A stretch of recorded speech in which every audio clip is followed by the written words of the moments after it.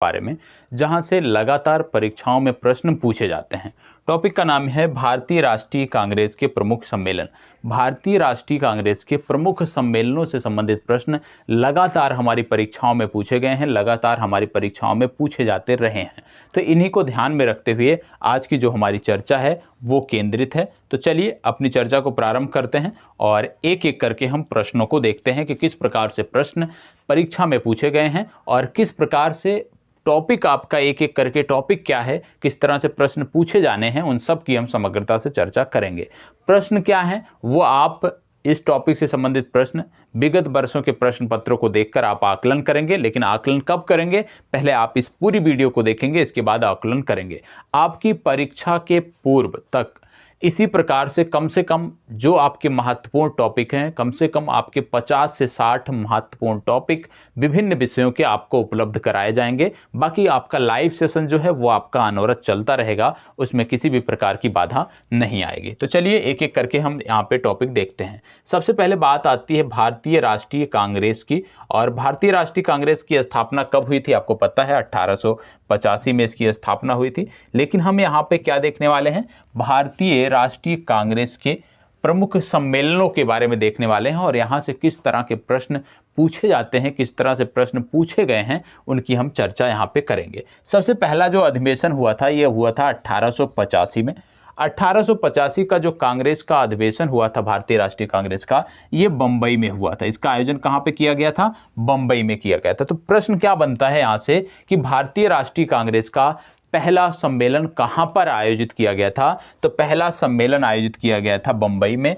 कब आयोजित किया गया था? वर्ष 1885 में आयोजित किया गया था। यहाँ से दूसरा प्रश्न क्या बनता है कि सम्मेलन की अध्यक्षता किसके द्वारा की गई? तो पहला जो सम्मेलन था इसकी अध्यक्षता की गई थी व्योमेश चंद्र बनर्जी के द्वारा। तो याद रखिएगा, कांग्रेस के पहले सम्मेलन की अध्यक्षता व्योमेश चंद्र बनर्जी के द्वारा की गई थी, ये आपको पता होना चाहिए। अब आप इसमें कुछ फैक्ट हैं, जैसे हिंदू पत्रिका में 5 दिसंबर 1885 को इंडियन नेशनल कांग्रेस की स्थापना की घोषणा की गई।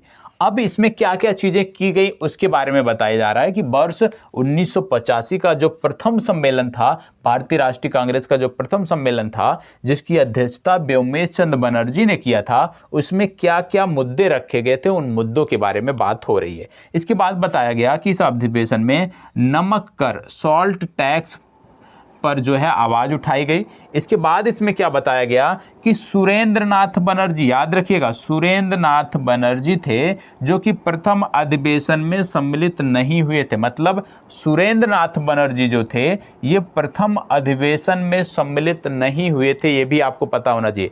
कांग्रेस के प्रथम अधिवेशन में सुरेंद्र नाथ बनर्जी सम्मिलित नहीं हुए थे, ये भी आपको पता होना चाहिए। इसके बाद आपको बता दें कि दादा भाई नौरोजी के नाम पर इसका नाम रखा गया था इंडियन नेशनल कांग्रेस। ये भी आपको पता होना चाहिए कि इंडियन नेशनल कांग्रेस ये जो नाम आया ये कब आया? जब दादा भाई नौरोजी ने प्रथम सम्मेलन में इसका नाम बदलने की बात की, तब इसका नाम रखा गया इंडियन नेशनल कांग्रेस। तो यदि आपसे कभी प्रश्न बन जाए कि इंडियन नेशनल कांग्रेस ये नाम किसके द्वारा दिया गया था, तो आपको बताना है इंडियन नेशनल कांग्रेस ये नाम दिया गया था दादा भाई नौरोजी के द्वारा दिया गया था। और आपको बता दें A.O. ह्यूम, ये आपको याद रखना है, A.O. ह्यूम जो थे ये प्रथम जो सम्मेलन हुआ था भारतीय राष्ट्रीय कांग्रेस का उसमें सचिव के पद पर थे, ये भी आपको पता होना चाहिए। मतलब कांग्रेस के प्रथम अधिवेशन की अध्यक्षता किया व्योमेश चंद्र बनर्जी ने,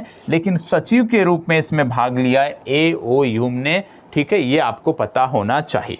इतनी जानकारी आपको यहाँ से होनी चाहिए। बढ़ते हैं आगे और बात करते हैं दूसरे अधिवेशन की। दूसरा अधिवेशन भी महत्वपूर्ण है। दूसरा अधिवेशन कब हुआ? दूसरा अधिवेशन हुआ वर्ष 1886 में। लगातार प्रत्येक वर्ष आयोजन होता था। वर्ष 1886 में कहाँ पर इसका आयोजन किया गया? कलकत्ता में इसका आयोजन किया गया। इसकी अध्यक्षता किसने किया? इसकी अध्यक्षता किया दादा भाई नौरोजी ने, और ये प्रथम पारसी अध्यक्ष थे, ये भी आपको पता होना चाहिए। दादा भाई नौरोजी प्रथम पारसी अध्यक्ष थे जिन्होंने भारतीय राष्ट्रीय कांग्रेस के अधिवेशन की अध्यक्षता की। अब इसमें आप देखोगे कि प्रथम पारसी व्यक्ति थे जो इसके अध्यक्ष थे, ये आपका हो गया। राष्ट्रीय कांग्रेस व राष्ट्रीय कांग्रेस का विलय कर कांग्रेस स्टैंडिंग कमेटी का इसमें यहाँ पर गठन किया गया, ये आपको पता होना चाहिए। ठीक है, राष्ट्रीय कांग्रेस और राष्ट्रीय कॉन्फ्रेंस, यहाँ पे गलत है, राष्ट्रीय कॉन्फ्रेंस, पहले इंडियन नेशनल कांग्रेस का जो नाम था वो राष्ट्रीय कॉन्फ्रेंस था। तो राष्ट्रीय कांग्रेस और राष्ट्रीय कॉन्फ्रेंस का नाम बदलकर कांग्रेस स्टैंडिंग कमेटी का गठन भी यहाँ पर किया गया। इसमें याद रखना है कि यहाँ पे डफरिन जो है, इन्होंने कांग्रेस के सदस्यों को इस समय उद्यान भोज दिया था, क्योंकि आप जानते थे, बोला जाता था कांग्रेस की स्थापना जो थी वो डफरिन के दिमाग की एक उपज थी। तो यहाँ पे डफरिन ने कांग्रेस के सदस्यों को एक उद्यान भोज यहाँ पर दिया, लेकिन इसमें भी सुरेंद्र नाथ बनर्जी सम्मिलित नहीं हुए। ये भी आपको याद रखना है कि सुरेंद्र नाथ बनर्जी इसमें सम्मिलित नहीं हुए। तो सुरेंद्र नाथ बनर्जी से संबंधित दो फैक्ट आया कि जो पहला अधिवेशन हुआ था वहाँ पर भी इन्होंने प्रतिभाग नहीं किया, भाग नहीं लिया, और जब डफरिन ने रात्रि भोज दिया था, उद्यान भोज दिया था, वहाँ पर भी ये सम्मिलित नहीं थे। तो सुरेंद्र नाथ बनर्जी का नाम इन दो संदर्भों में आपको याद रखना है। फिर बात आती है तीसरा सम्मेलन, और तीसरा सम्मेलन महत्वपूर्ण है आपके लिए। क्यों महत्वपूर्ण है, आइए समझते हैं। कांग्रेस का जो तीसरा अधिवेशन था 1887 में हुआ, मद्रास में इसका आयोजन किया गया और बदरुद्दीन तैयब जी इसके अध्यक्ष थे। याद रखिएगा, प्रथम मुस्लिम अध्यक्ष थे। तो भारतीय राष्ट्रीय कांग्रेस को यदि हम बात करें कि प्रथम मुस्लिम अध्यक्ष कब मिले, प्रथम मुस्लिम अध्यक्ष इसके तीसरे अधिवेशन में मिले थे, ये भी आपको पता होना चाहिए। तीसरे अधिवेशन में भारतीय राष्ट्रीय कांग्रेस को प्रथम मुस्लिम अध्यक्ष मिला और बदरुद्दीन तैयब जी इनका नाम था। इस अधिवेशन का आयोजन मद्रास में किया गया था। तो यहाँ से प्रश्न बनता है कि प्रथम मुस्लिम अध्यक्ष ने कांग्रेस की अध्यक्षता कब की 1887 में। दूसरे शब्दों में प्रश्न बन जाता है कि जब बदरुद्दीन तैयब जी, जो कि प्रथम मुस्लिम इंडियन नेशनल कांग्रेस के अध्यक्ष थे अधिवेशन के, इनके द्वारा जो आयोजन किया गया ये कहाँ पर किया गया, ये मद्रास में किया गया, ये आपको पता होना चाहिए। अब इस अधिवेशन में क्या हुआ, इन्होंने कांग्रेसी बनो का नारा दिया। बदरुद्दीन तैयब जी ने कहा कि कांग्रेसी बनो। इसके बाद आपको बता दें कि डफरिन ने प्रथम बार कांग्रेस की आलोचना की। तीसरे अधिवेशन के दौरान डफरिन ने पहली बार कांग्रेस की आलोचना की और प्रथम बार संपूर्ण जनता को यहाँ पे कांग्रेस में शामिल होने की अपील भी की गई। मतलब तीसरे अधिवेशन में यहाँ पे कांग्रेसी बनो का नारा दिया गया, जनता को बोला गया पहली बार कि कांग्रेस में शामिल हो जाइए, और इसी समय विषय निर्धारण समिति की भी नींव पड़ी। तो पूछा जा सकता है कि कांग्रेस के किस अधिवेशन में विषय निर्धारण समिति की नींव पड़ी, तो याद रखना है तीसरे अधिवेशन में। इसके साथ साथ रानाडे द्वारा सोशल कॉन्फ्रेंस का आयोजन भी यहाँ पे शुरू हुआ। तो तीसरा अधिवेशन इसलिए महत्वपूर्ण है क्योंकि पहली बार यहाँ पे मुस्लिम अध्यक्ष मिले इसको। दूसरी महत्वपूर्ण बात कि यहाँ पे इसका आयोजन जो है मद्रास में किया गया था। तो नाम याद रखना है अध्यक्ष का, और जो महत्वपूर्ण है वो फैक्ट आपको याद रखने हैं। आगे बढ़ते हैं चौथे कांग्रेस अधिवेशन के बारे में। चले चौथे कांग्रेस अधिवेशन पर हम पहुंचते हैं और यहाँ पर देखते हैं कि इसका आयोजन इलाहाबाद में किया गया था। ठीक है, 1988 में कांग्रेस का जो आयोजन था वो किया गया इलाहाबाद में, और यहाँ पे जॉर्ज यूले को जो है इनका अध्यक्ष बनाया गया। और जॉर्ज यूले जो थे ये प्रथम अंग्रेज अध्यक्ष थे। मतलब इंडियन नेशनल कांग्रेस के प्रथम अंग्रेज अध्यक्ष जो थे वो मिले हमें चौथे में, फोर्थ अधिवेशन में हमें मिले, और इनका नाम था जॉर्ज यूले। अब इसमें क्या क्या चीज़ें हुई उसके बारे में हम देख लेते हैं। सबसे पहली बात, प्रथम बार लाला लाजपत राय इस अधिवेशन में शामिल हुए। दूसरा, कांग्रेस अधिवेशन हेतु स्थल उपलब्ध ना होने पर दरभंगा के राजा लोथर काउंसिल क्रय करने को कांग्रेस को दिया, क्रय करके कांग्रेस को दिया। तो याद रखना है, इसमें ये उतना महत्वपूर्ण नहीं है फैक्ट। ये महत्वपूर्ण है कि प्रथम बार लाला लाजपत राय अधिवेशन में शामिल कब हुए, इलाहाबाद अधिवेशन में शामिल हुए। क्रम कौन सा था, ये चौथा क्रम था, ये आपको पता होना चाहिए। इसके बाद आपको क्या पता होना चाहिए, इस अवसर पर निर्णय लिया गया कि यदि कोई भी सरकारी कर्मचारी सम्मेलन में शामिल नहीं होगा। मतलब इस अवसर पर निर्णय लिया गया कि कोई भी सरकारी जो कर्मचारी होगा वो इस सम्मेलन में शामिल नहीं होगा। अब यहाँ पर याद रखिएगा कि इसका विरोध किसने किया, सर सैयद अहमद खां और शिव प्रसाद सितारे हिंद। शिव प्रसाद सितारे हिंद और सर सैयद अहमद खान दो व्यक्ति थे जिन्होंने कांग्रेस के चौथे अधिवेशन की मुखालफत की या विरोध किया। ये आपको पता होना चाहिए, दोनों नाम पता होना चाहिए। सर सैयद अहमद खान और शिव प्रसाद सितारे हिंद ने कांग्रेस का विरोध किया, कांग्रेस के अधिवेशनों का विरोध किया। ये आपको पता होना चाहिए। यहाँ पे एक चीज़ और आपको याद रखना है कि इंडियन नेशनल कांग्रेस के 3 बार 86, 93 और 1906 में अध्यक्ष दादा भाई नौरोजी थे। ठीक है, दादा भाई नौरोजी इंडियन नेशनल कांग्रेस के 3 बार अध्यक्ष बने थे, ये आपको पता होना चाहिए। और त्रिगुट जिसको बोलते थे लाल बाल पाल में से सिर्फ लाला लाजपत राय ही 1920 में इंडियन नेशनल कांग्रेस के अध्यक्ष बन पाए थे। बाल गंगाधर तिलक कभी भी इसके अध्यक्ष नहीं बन पाए थे। ठीक है, ये भी आपको पता होने। तो लाल बाल पाल इस त्रिगुट में सिर्फ लाला लाजपत राय ही कांग्रेस के अध्यक्ष बन पाए थे और वो भी 1920 में कांग्रेस के अध्यक्ष बने थे। ठीक है, चलिए 1989 की बात कर लेते हैं।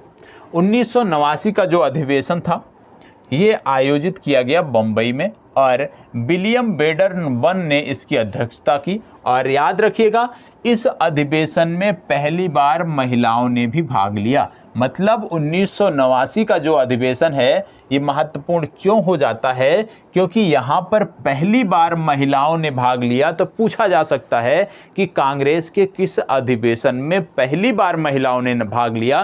तो आपको बताना है कि 1989 के बम्बई अधिवेशन में पहली बार महिलाओं ने भाग लिया। और इसी अधिवेशन में क्या हुआ कि 21 वर्षीय मताधिकार पारित हुआ। इसी अधिवेशन में ये घोषणा की गई कि मताधिकार का जो अधिकार होगा वो 21 वर्ष की आयु पूरा करने वालों को दिया जाएगा। ये भी आपको पता होना चाहिए। तीसरा बात, कांग्रेस ने लंदन में अपनी ब्रिटिश समिति का गठन किया। इस समिति का मुख्य पत्र इंडिया निकाला था, ये आपको पता होना चाहिए।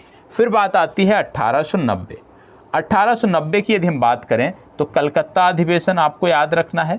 फिरोज शाह मेहता ने इसकी अध्यक्षता की थी, यह आपको पता होना चाहिए। और यहाँ पे आपको याद रखना है कि कलकत्ता विश्वविद्यालय की प्रथम महिला स्नातक कादम्बिनी गांगुली ने भी इसको संबोधित किया। तो ये महत्वपूर्ण है। यदि आपसे पूछ लिया जाए कि कादम्बिनी गांगुली ने कब कांग्रेस के अधिवेशन को संबोधित किया, तो याद रखना है कि 1890 का जो कलकत्ता अधिवेशन था वहां पर कादम्बिनी गांगुली ने इस अधिवेशन को जो है संबोधित किया था। ये आपको पता होना चाहिए। ठीक है, दूसरा फैक्ट क्या है इस अधिवेशन का कि स्वर्ण कुमारी देवी प्रथम महिला उपन्यासकार ने भी इसमें भाग लिया था। तो 2 महिलाएं यहाँ पे महत्वपूर्ण हैं कलकत्ता अधिवेशन 1890 के लिए। पहली आती हैं कादम्बिनी गांगुली, दूसरी है स्वर्ण कुमारी देवी। ये दोनों नाम आपको पता होना चाहिए। आगे बढ़ते हैं, बात करते हैं 1891 के नागपुर अधिवेशन की। 1891 का जो नागपुर अधिवेशन था इसकी अध्यक्षता किया आनंद चार्लू ने और इन्होंने अध्यक्षीय भाषण में कहा कि कांग्रेस का दूसरा नाम राष्ट्रीयता है। इस अधिवेशन में कांग्रेस के नाम में राष्ट्रीय शब्द जोड़ा गया। तो कांग्रेस के नाम में राष्ट्रीय शब्द कब जोड़ा गया? कांग्रेस के नाम में राष्ट्रीय शब्द जोड़ा गया नागपुर अधिवेशन 1891 में। याद रखिएगा, कांग्रेस के नाम में राष्ट्रीय शब्द कब जोड़ा गया? 1891 के नागपुर अधिवेशन में जोड़ा गया। महत्वपूर्ण फैक्ट है, पता होना चाहिए। आज हम जो बात कर रहे हैं प्रारंभिक दृष्टि से बात कर रहे हैं, प्रारंभिक परीक्षा की दृष्टि से, तो फैक्ट पता होना चाहिए। ठीक है, आगे बात करते हैं 1892 की। 1892 में यदि हम देखें इलाहाबाद में अधिवेशन हुआ। व्योमेश चंद्र बनर्जी ने इसकी अध्यक्षता की दूसरी बार। इससे पहले अधिवेशन की अध्यक्षता इन्होंने किया था। और 1890 में इस अधिवेशन को इंग्लैंड में कराने का निर्णय लिया गया था, लेकिन ऐसा नहीं हो पाया था। तो याद रखना है कि किस अधिवेशन में इंग्लैंड में कराने की बात की गई थी? 1892 के अधिवेशन को बोला गया था कि इसको इंग्लैंड में कराया जाएगा, लेकिन सफल नहीं हो पाया था, तो उतना महत्वपूर्ण नहीं है। ठीक है, इसके बाद बात आती है लाहौर अधिवेशन की। चलिए देख लेते हैं लाहौर अधिवेशन किस प्रकार महत्वपूर्ण है। चल, सारे यहाँ पे अधिवेशन उतने महत्वपूर्ण नहीं है, लेकिन कुछ हैं जो आपको पता होना चाहिए। 1893 लाहौर अधिवेशन, दादा भाई नौरोजी ने इसकी अध्यक्षता की। इस अधिवेशन में प्रतिवाद शब्द पहली बार प्रयोग किया गया। प्रतिवाद शब्द का पहली बार प्रयोग लाहौर अधिवेशन 1893 में किया गया, जिसका नेतृत्व दादा भाई नेहरू ने किया। इसके साथ साथ इस अधिवेशन में सिविल सेवा परीक्षा भारत में करवाने की मांग भी की गई, ये भी पूछा जा सकता है। तो याद रखिएगा, लाहौर अधिवेशन 1893 क्यों महत्वपूर्ण है, क्योंकि इसमें बात की गई कि सिविल सेवा परीक्षा भारत में भी कराई जाए और प्रतिवाद शब्द का पहली बार प्रयोग किया गया। ठीक है, इसके बाद बात आता है 1894 का अधिवेशन, मद्रास में हुआ। अल्फ्रेड बेब ने इसकी अध्यक्षता किया और यहाँ पे आपको बता दें कि अध्यक्ष जो थे ये ब्रिटिश संसद के एक आयरिश सदस्य थे। उतना महत्वपूर्ण नहीं है तो परेशान होने की ज़रूरत नहीं है। जो महत्वपूर्ण है वो फैक्ट हमें एकदम रट जाने चाहिए। ठीक है, आगे बढ़ते हैं। यहाँ पे है पूना अधिवेशन। ठीक है, 1895 पूना अधिवेशन, सुरेंद्र नाथ बनर्जी ने इसकी अध्यक्षता की थी। और यहाँ पे आप देखोगे कि बाल गंगाधर तिलक ने एम.जी. रानाडे द्वारा प्रारंभ सोशल कॉन्फ्रेंस को कांग्रेस मंच से बंद करवा दिया। ये आपको पता होना चाहिए कि बाल गंगाधर तिलक ने एम.जी. रानाडे द्वारा प्रारंभ किए गए सोशल कॉन्फ्रेंस को कांग्रेस के मंच से बंद करा दिया। ये जानकारी आपको होनी चाहिए। इसके बाद बात आती है 1896 का कलकत्ता अधिवेशन, जिसकी अध्यक्षता किया रहीमतुल्लाह सयानी ने। रहीमतुल्लाह सयानी ने इसकी अध्यक्षता किया। ये आपके लिए महत्वपूर्ण है, याद होना चाहिए कि 1896 का जो अधिवेशन था इसकी अध्यक्षता किसने की, इसकी अध्यक्षता की रहीमतुल्लाह सयानी ने। ये आपके लिए महत्वपूर्ण है। क्यों महत्वपूर्ण है, क्योंकि आपने देखा कि प्रथम बार रविंद्रनाथ टैगोर द्वारा रचित वंदे मातरम का गायन आधिकारिक तौर पर किया गया। तो वंदे मातरम का गायन आधिकारिक तौर पर किस अधिवेशन में किया गया, कलकत्ता अधिवेशन 1896 में किया गया और इसकी अध्यक्षता किया था रहीमतुल्लाह सयानी ने। तो रहीमतुल्लाह सयानी के नेतृत्व में या अध्यक्षता में आयोजित किए गए अधिवेशन में 1896 में रविंद्रनाथ टैगोर द्वारा रचित वंदे मातरम का गायन पहली बार आधिकारिक तौर पर किया गया। महत्वपूर्ण है। ठीक है, इसके साथ साथ क्या हुआ कि यहीं पर इसी अधिवेशन में आप देखोगे कि दादा भाई नेहरू ने धन के बहिर्गमन का सिद्धांत स्वीकार किया। ठीक है, दादा भाई नेहरू ने धन के बहिर्गमन सिद्धांत को स्वीकार किया, ये भी आपको पता होना चाहिए। तो इसी अधिवेशन में आप देखोगे कि धन के बहिर्गमन सिद्धांत को पहली बार स्वीकार किया गया और धन के बहिर्गमन जो सिद्धांत है किसका सिद्धांत है, ये है दादा भाई नेहरू का सिद्धांत है। तो यहाँ पे ये भी महत्वपूर्ण है। मतलब ये जो 1896 का कलकत्ता अधिवेशन है ये आपकी परीक्षा के लिए महत्वपूर्ण है। दो संदर्भों में महत्वपूर्ण है। पहला तो रविंद्रनाथ टैगोर द्वारा रचित वंदे मातरम का गायन यहाँ पे आधिकारिक तौर पे पहली बार किया गया। दूसरा, दादा भाई नेहरू ने धन के बहिर्गमन का जो सिद्धांत था जो दिया था उसको पहली बार यहाँ पे स्वीकार किया गया। पहली बार लोगों ने स्वीकारा कि इंग्लैंड का जो उद्देश्य है भारत से धन संपदा को बाहर निकालना है। इसी में क्या किया गया कि प्रथम बार असम के चाय बागानों के कुलियों के दुरावस्था पर भी विचार किया गया। चाय बागानों में जो समस्याएं थी लोगों की उसके बारे में भी बात किया गया। अब यहाँ पे एक फैक्ट दिया है कि कांग्रेस के प्रमुख उदारवादी नेता कौन थे। A.O. ह्यूम, दादा भाई नेहरू, फिरोज शाह मेहता, सुरेंद्र नाथ बनर्जी और गोपाल कृष्ण गोखले ये उदारवादी नेता थे। ये भी आपको पता होना चाहिए। तो 1896 का कलकत्ता अधिवेशन हमें हमेशा याद रखना है। ठीक है, फिर बात आता है 1897 का अधिवेशन, अमरावती में हुआ। सी शंकरन नायर ने किया, केरल के प्रथम अध्यक्ष, आपके लिए महत्वपूर्ण नहीं है। 1898 का है मद्रास में हुआ, आनंद मोहन दास की अध्यक्षता में, महत्वपूर्ण नहीं है। 1899 में लखनऊ में हुआ, रमेश चंद्र दत्त के नेतृत्व में अध्यक्षता में और भू राजस्व के अस्थायी करने की मांग की गई, उतना महत्वपूर्ण नहीं है। इसी तरह से लाहौर अधिवेशन 1900 महत्वपूर्ण नहीं है। ठीक है, अब 1901 का जो कलकत्ता अधिवेशन है ये महत्वपूर्ण हो जाता है। तो चलिए 1901 का जो कलकत्ता अधिवेशन है उसके बारे में देख लेते हैं। ये 1901 का कलकत्ता अधिवेशन दीनासा ई वाचा की अध्यक्षता में किया गया और श्री चरण दास द्वारा वंदे मातरम गीत यहाँ पर गाया गया। तो ये आपको पता होना चाहिए कि श्री चरण दास द्वारा वंदे मातरम का जो गीत था ये यहाँ पर गाया गया था, ये आपको पता होना चाहिए। इसके बाद के जो अधिवेशन हैं पुनः 2-3 अधिवेशन वो महत्वपूर्ण नहीं है। ठीक है, पूछे भी नहीं जाएंगे। तो हमें 1905 की अधिवेशन पर आना है। सीधे 1905 के अधिवेशन पे आना है। जो महत्वपूर्ण है उन्हीं को हमें याद करना है, क्योंकि हमारी जो मेमोरी है वो हर चीज़ को याद नहीं रख सकती है। अब यहाँ से यदि देखें 1905 का अधिवेशन बनारस में हुआ, गोपाल कृष्ण गोखले की अध्यक्षता में हुआ, ठीक है। और यहाँ पे यदि हम देखें तो गोखले को विपक्ष की नेता की उपाधि दी गई। ऑस्ट्रेलिया व कनाडा की तर्ज पर भारत के स्वशासन की प्रथम बार मांग की गई। तो क्यों महत्वपूर्ण है ये 1905 का बनारस अधिवेशन? इसलिए महत्वपूर्ण है क्योंकि पहली बार स्वशासन की जो मांग की गई थी वो इसी अधिवेशन के माध्यम से की गई थी और गोपाल कृष्ण गोखले को विपक्ष के नेता की उपाधि दी गई थी। तो विपक्ष के नेता की उपाधि, पहली बार स्वशासन की जो मांग थी वो बनारस अधिवेशन 1905 में की गई थी, इसलिए ये महत्वपूर्ण है। इसके साथ साथ इसमें क्या घटनाक्रम हुए? बंगाल विभाजन और कर्जन की प्रतिक्रियावादी नीति की आलोचना भी की गई।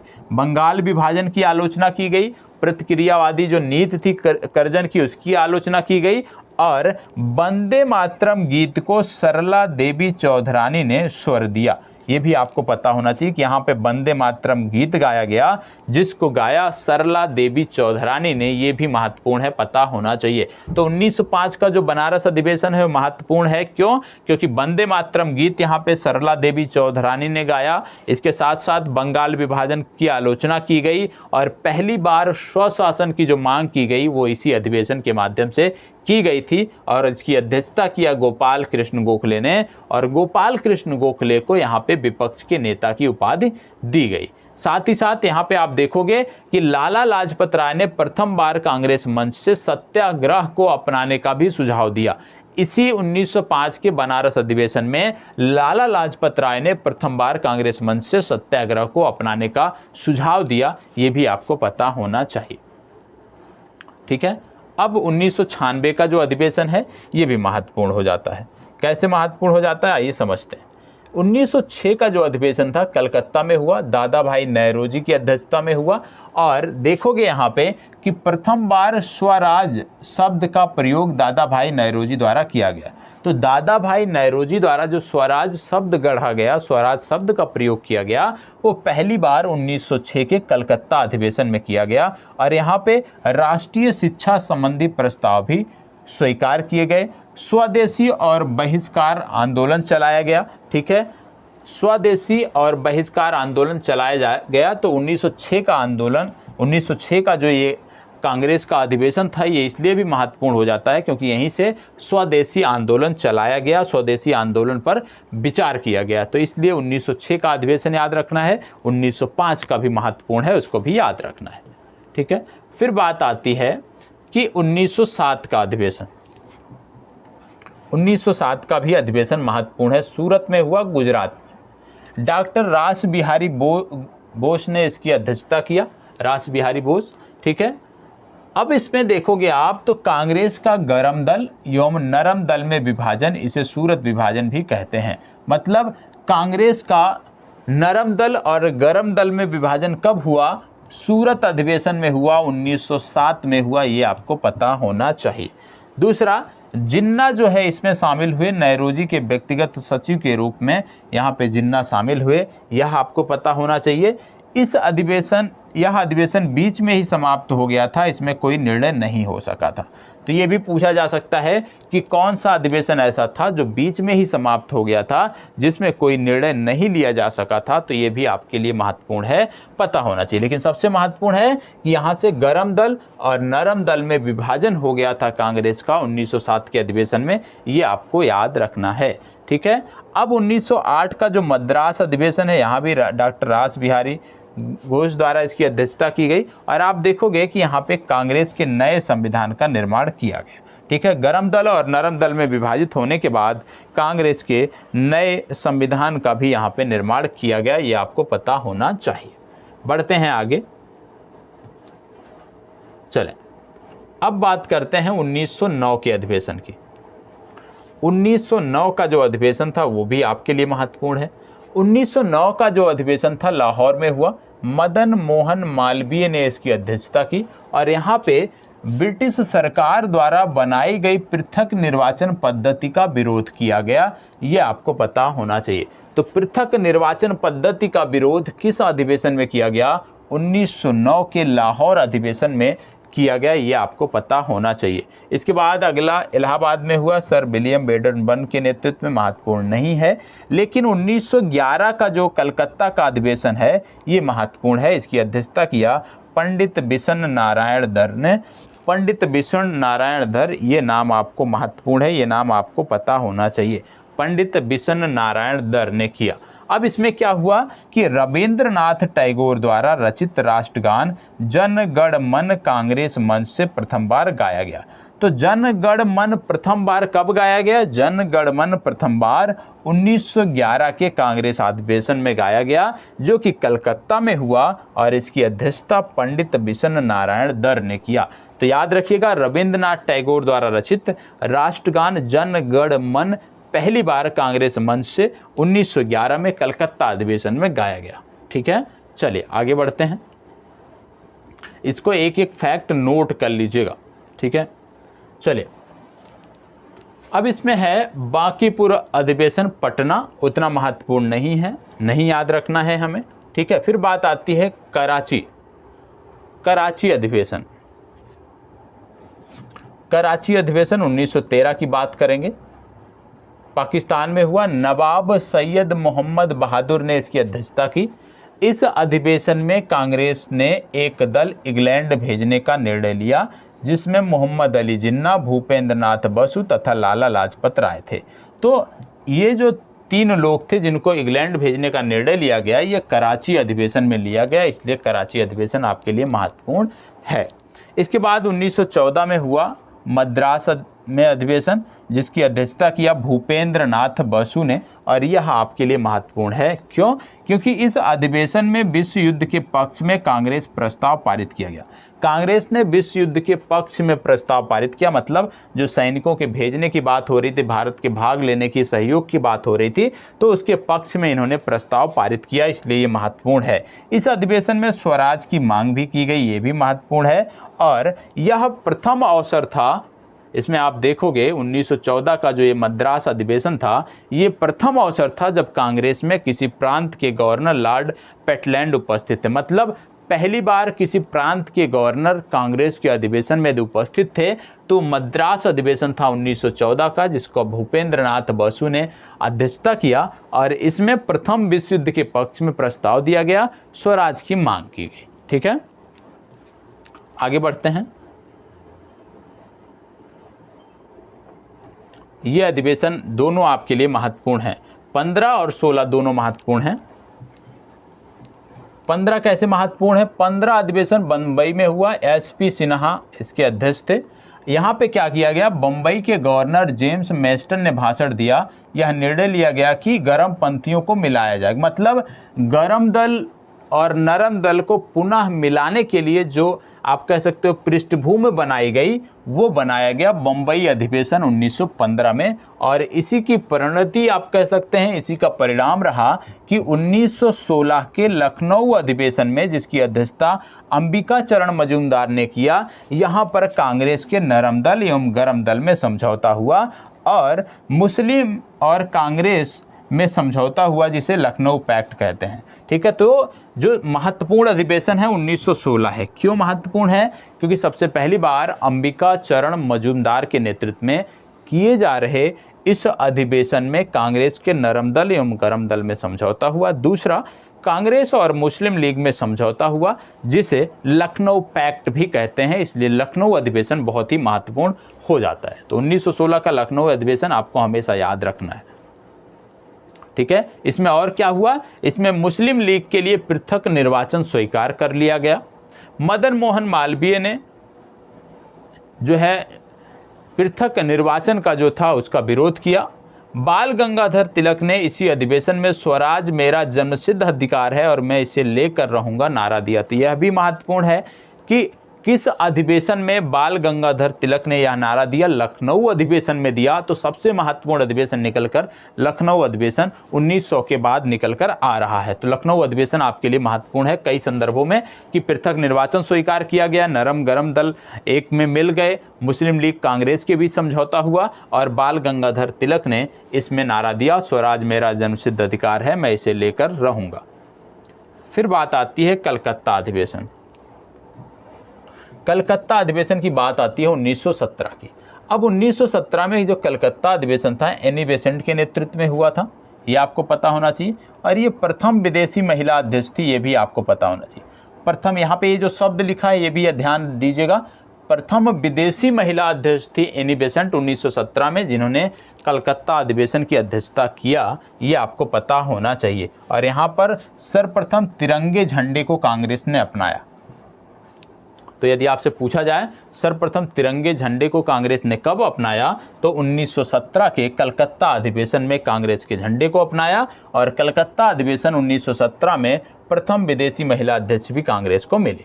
इसके बाद 1918 का है दिल्ली अधिवेशन, पंडित मदन मोहन मालवीय ने इसका नेतृत्व किया। यहाँ पे क्या हुआ, सुरेंद्र नाथ बनर्जी सहित अनेक नरम पत्थियों ने त्यागपत्र दे दिया। इस अधिवेशन में हिंदी भाषा के प्रयोग पर जोर दिया गया। इस मात्र अधिवेशन इसी में हजारों किसानों ने भाग लिया। मतलब किसानों ने पहली बार जिस अधिवेशन में भाग लिया वो है दिल्ली अधिवेशन 1918, इसलिए ये महत्वपूर्ण हो जाता है। दिल्ली अधिवेशन 1918 में जो पंडित मदन मोहन मालवीय जिसके अध्यक्ष थे, उसमें किसानों ने पहली बार भाग लिया, इसलिए यह अधिवेशन महत्वपूर्ण हो जाता है। चलिए आगे बढ़ते हैं। इसके बाद आता है 1918 का अधिवेशन, महत्वपूर्ण नहीं है, ठीक है। लेकिन 1919 का जो अमृतसर अधिवेशन है ये महत्वपूर्ण है, क्योंकि 1919 के अमृतसर अधिवेशन में पंडित मोतीलाल नेहरू की अध्यक्षता में किया गया, जहां पर खिलाफत आंदोलन को समर्थन देने का निर्णय लिया गया, साथ ही साथ जलियांवाला बाग हत्याकांड की निंदा भी की गई। इसलिए 1919 के अमृतसर अधिवेशन को आपको याद रखना है। फिर बात आती है 1920 का नागपुर अधिवेशन वीर राघवाचारी के नेतृत्व में। और इसमें क्या क्या चीजें हुई, इसमें असहयोग आंदोलन का प्रस्ताव अनुमोदित कर गांधी जी को नेतृत्व सौंपा गया। मतलब असहयोग आंदोलन का जो प्रस्ताव था किस आंदोलन में, किस अधिवेशन में अनुमोदित किया गया 1920 के नागपुर अधिवेशन में किया गया। कांग्रेस संविधान में संशोधन भी किया गया। प्रथम बार भाषाई आधार पर प्रांतों को विभाजन करने की बात की गई। भाषाई आधार पर प्रांतों के विभाजन करने की बात, असहयोग आंदोलन चलाए जाने की बात कहाँ की गई, 1920 के नागपुर अधिवेशन में की गई, ये भी आपको पता होना चाहिए। और प्रथम बार कांग्रेस ने रियासतों के लिए भी नीति यहाँ पे बनाई। तो 1920 का नागपुर अधिवेशन भी आपके लिए महत्वपूर्ण है। भाषाई आधार पर राज्यों को विभाजन करने की बात, असहयोग आंदोलन की बात। इसके बाद 1920 में ही कलकत्ता में एक विशेष अधिवेशन हुआ जिसकी अध्यक्षता लाला लाजपत राय ने किया। तो आपसे पूछा जाए कि लाला लाजपत राय ने किस अधिवेशन की अध्यक्षता किया, लाल बाल पाल इस त्रिगुट से एकमात्र व्यक्ति थे जो कि कांग्रेस के अध्यक्ष बन पाए थे, वो थे लाला लाजपत राय। 1920 में कलकत्ता के विशेष अधिवेशन में यहाँ पे बोला गया कि असहयोग आंदोलन कांग्रेस मंच से प्रस्ताव रखा गया, असहयोग आंदोलन के लिए प्रस्ताव रखा गया। प्रारंभ से लाला लाजपत राय ने कांग्रेस के संदर्भ में कहा कि यह लॉर्ड डफरिन के मस्तिष्क की उपज है या मस्तिष्क का शिशु है, ये तो बात बोला ही था इन्होंने। चलिए अब बात कर लेते हैं अहमदाबाद 1921 अधिवेशन के। 1921 में अहमदाबाद अधिवेशन हुआ।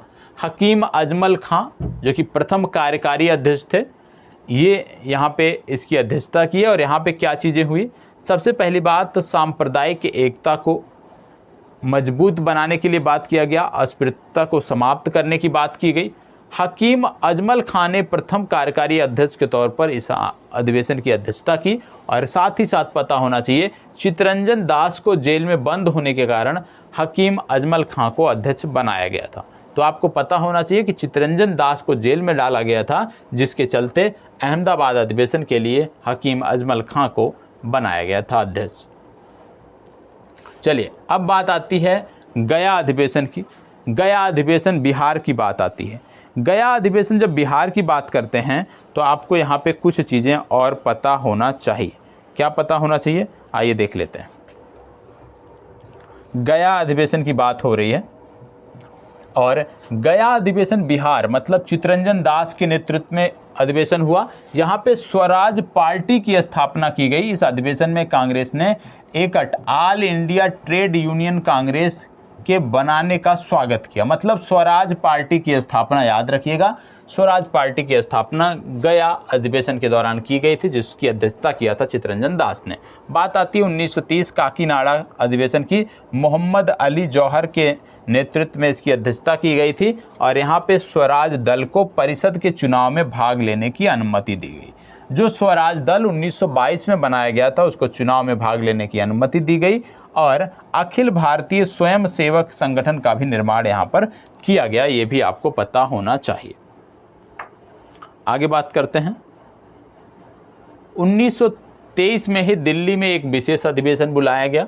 मौलाना अब्दुल कलाम आज़ाद सबसे युवा अध्यक्ष इसके बने और इन्होंने, यदि हम देखें तो सबसे कम उम्र में अध्यक्ष बने। तो यदि आपसे प्रश्न पूछ लिया जाए कि भारतीय राष्ट्रीय कांग्रेस के सबसे कम उम्र के अध्यक्ष कौन थे, तो थे मौलाना अबुल कलाम आज़ाद। यदि आपसे इस तरह प्रश्न पूछ लिया जाए कि भारतीय राष्ट्रीय कांग्रेस के सबसे कम उम्र के अध्यक्ष किस अधिवेशन में बनाए गए, तो आपको याद रखना है 1923 के दिल्ली के विशेष अधिवेशन में बनाए गए। ये आपको पता होना चाहिए, ठीक है।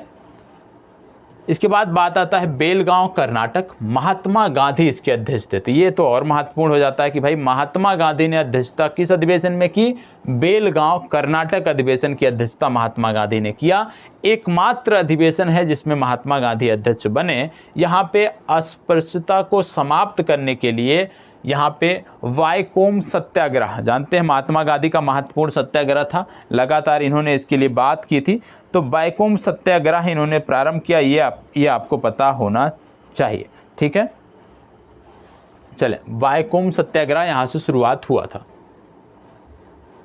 और साथ ही साथ यहाँ पे क्या हुआ कि मुस्लिम लीग अलग हुआ। भारतीय राष्ट्रीय कांग्रेस से मुस्लिम लीग अलग भी हो गया। ये भी आपको पता होना चाहिए।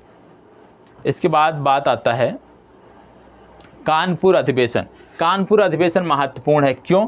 जैसे दो प्रश्न पूछे जाते हैं आपकी परीक्षाओं में। एक पूछा जाता है कि प्रथम महिला अध्यक्ष। तो यदि आपसे इस तरह प्रश्न पूछ लिया जाए कि प्रथम महिला अध्यक्ष भारतीय राष्ट्रीय कांग्रेस, तो एनी बेसेंट। प्रथम विदेशी महिला अध्यक्ष, एनी बेसेंट। यदि आपसे पूछ लिया जाए प्रथम भारतीय महिला अध्यक्ष, तो आपको याद रखना है भारतीय महिला अध्यक्ष जो बनी थी वो थी सरोजिनी नायडू। कानपुर अधिवेशन 1925 में ये बनी थी, ये आपको पता होना चाहिए। तो भारतीय महिला अध्यक्ष, प्रथम भारतीय महिला अध्यक्ष सरोजिनी नायडू थी। इस अधिवेशन में हिंदी को राष्ट्रभाषा के रूप में प्रयोग किया गया। महत्वपूर्ण है, राष्ट्रभाषा के रूप में प्रयोग किया गया हिंदी को। हसरत मोहानी ने प्रथम बार पूर्ण स्वराज का प्रस्ताव रखा, परंतु पास नहीं हो सका।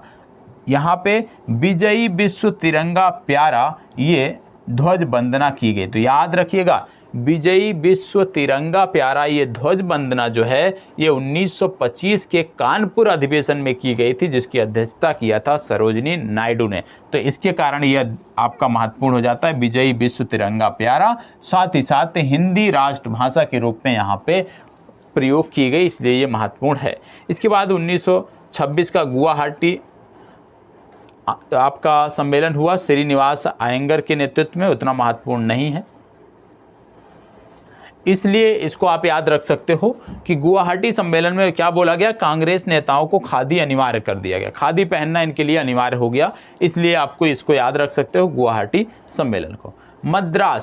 मद्रास महत्वपूर्ण है, 1927 का ये सम्मेलन महत्वपूर्ण है। 1927 का मद्रास सम्मेलन डॉक्टर M.A. अंसारी के नेतृत्व में किया गया, अध्यक्षता में किया गया। यहाँ पर साइमन कमीशन के बहिष्कार का नारा, साइमन गो बैक का जो नारा दिया गया, ये जो प्रस्ताव पारित हुआ है कहाँ पे हुआ, मद्रास अधिवेशन में ये नारा चुना गया 1927 में। Doctor M.A. अंसारी इस समय इसके अध्यक्ष थे। कांग्रेस ने प्रथम बार पूर्ण स्वाधीनता को अपना लक्ष्य बनाया। नेहरू का आग्रह, प्रथम बार स्वतंत्रता प्रस्ताव पारित हुआ। मतलब पूर्ण स्वाधीनता का जो लक्ष्य बनाया गया वो बनाया गया 1927 के मद्रास अधिवेशन में। यह भी आपको पता होना चाहिए। तो 1927 का मद्रास अधिवेशन भी आपको याद रखना है। इसके बाद 1928 का कलकत्ता अधिवेशन, मोतीलाल नेहरू के नेतृत्व में कांग्रेस का एक विदेश विभाग स्थापित किया गया। कांग्रेस में एक विदेश विभाग स्थापित किया गया, वो महत्वपूर्ण नहीं है, लेकिन 1927 का मद्रास महत्वपूर्ण है। क्यों? क्योंकि यहाँ पे साइमन गो बैक जो नारा हम सुनते हैं, बोलते हैं, पढ़ते हैं, वो यहाँ पे आप कह सकते हो कि प्रस्ताव उसका पारित किया गया था और पूर्ण स्वाधीनता का लक्ष्य यहीं पर बनाया गया था।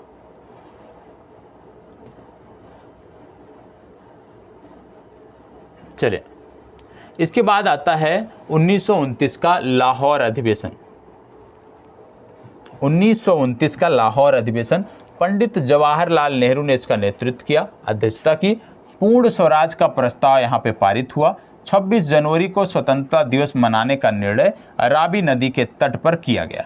तो याद रखिएगा 1929 को लाहौर अधिवेशन जो था वहाँ पर क्या किया गया, पूर्ण स्वराज का प्रस्ताव पारित किया गया और 26 जनवरी को स्वतंत्रता दिवस मनाने का निर्णय लिया गया और रावी नदी के तट पर यह मनाया गया। ये आपको पता होना चाहिए।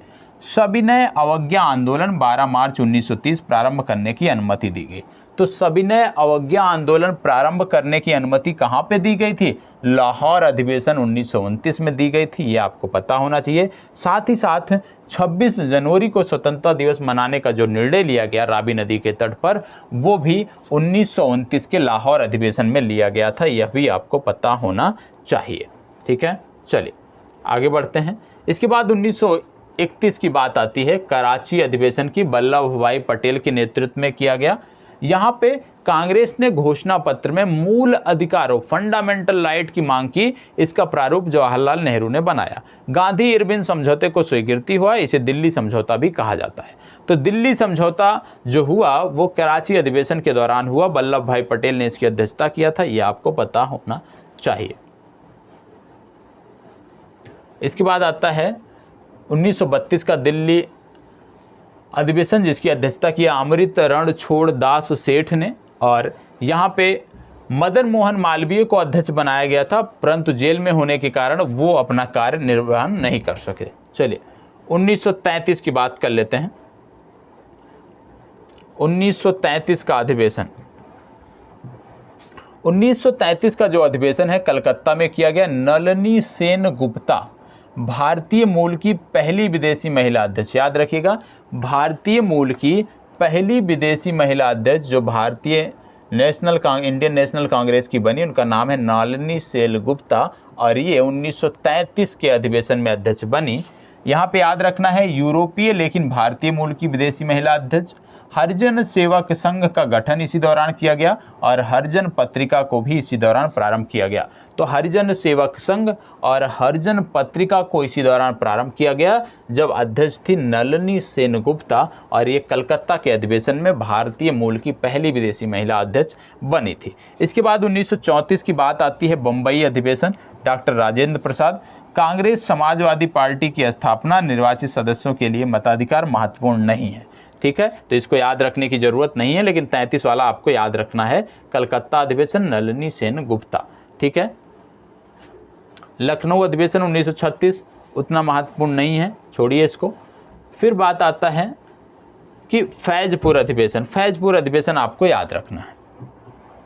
फैजपुर अधिवेशन महाराष्ट्र में हुआ, जवाहरलाल नेहरू इसके अध्यक्ष थे। प्रथम बार कांग्रेस का अधिवेशन गांव में हुआ। प्रथम बार कांग्रेस का अधिवेशन गांव में कब हुआ?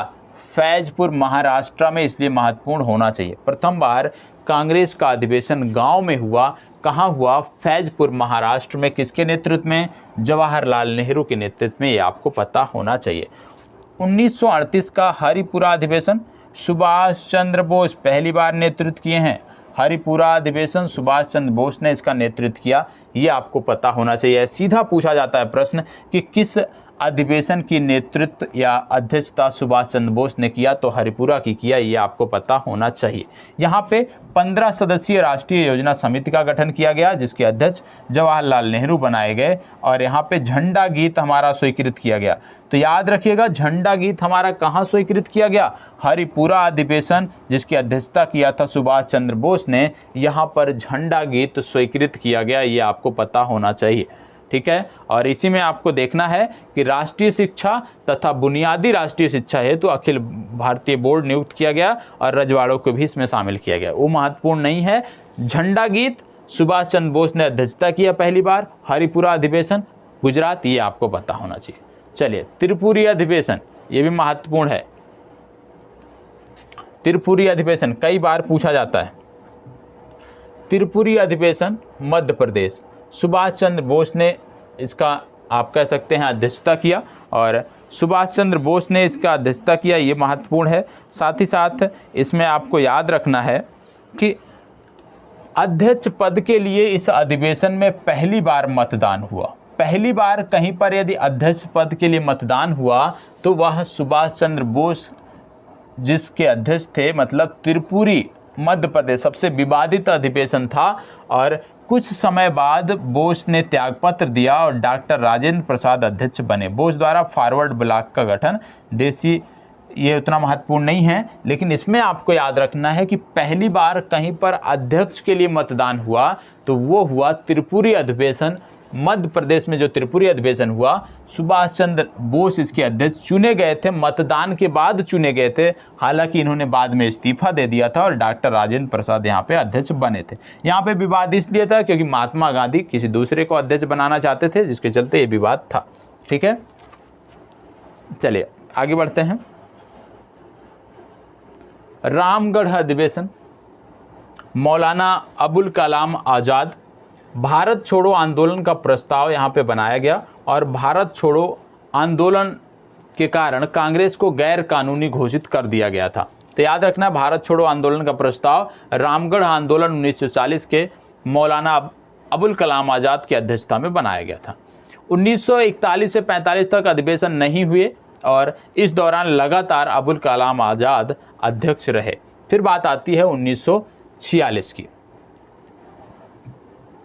और 1946 का जो अधिवेशन था ये हुआ मेरठ में। JB कृपलानी इसके अध्यक्ष बने और ये स्वतंत्रता के समय अध्यक्ष थे। याद रखना, JB कृपलानी स्वतंत्रता के समय अध्यक्ष थे और स्वतंत्रता के समय 15 अगस्त 1947 को JB कृपलानी ही कांग्रेस के अध्यक्ष थे। याद रखिएगा, जब भारत स्वतंत्र हुआ तो कांग्रेस के अध्यक्ष कौन थे, JB कृपलानी थे, ये आपको पता होना चाहिए। स्वराज संबंधी अगस्त प्रस्ताव इसी अधिवेशन में पारित किया गया। अगस्त प्रस्ताव इसी अधिवेशन में पारित किया गया।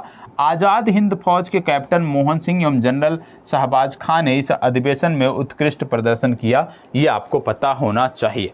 ठीक है, तो स्वतंत्रता के समय अध्यक्ष कौन थे, JB कृपलानी, जो कि मेरठ अधिवेशन के समय अध्यक्ष थे, ये आपको पता होना चाहिए। फिर बात आती है 1948 का अधिवेशन और लास्ट है, ये आपको पता होना चाहिए।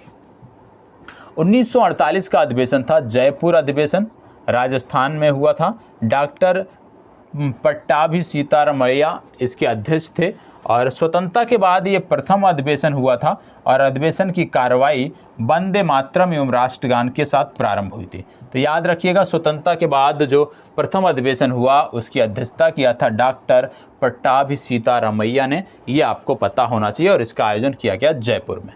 तो ये कांग्रेस से संबंधित महत्वपूर्ण आयोजन थे, महत्वपूर्ण सम्मेलन थे जो पूछे जाते हैं और पूछे जाने की संभावनाएं भी हैं। तो उसको यहाँ पे समग्रता से हमने देख लिया है। यदि आपका कोई भी डाउट बनता है तो आप पूछ सकते हैं और इस प्रकार के आपके कोई भी टॉपिक आप चाहते हो कि इस पर वीडियो बनाई जाए तो आप बताएं, उस टॉपिक से संबंधित फैक्ट, वीडियो, सारी चीज़ें आपको उपलब्ध कराई जाएंगी। तो आज की अपनी इस चर्चा को यहीं पर समाप्त करते हैं। धन्यवाद।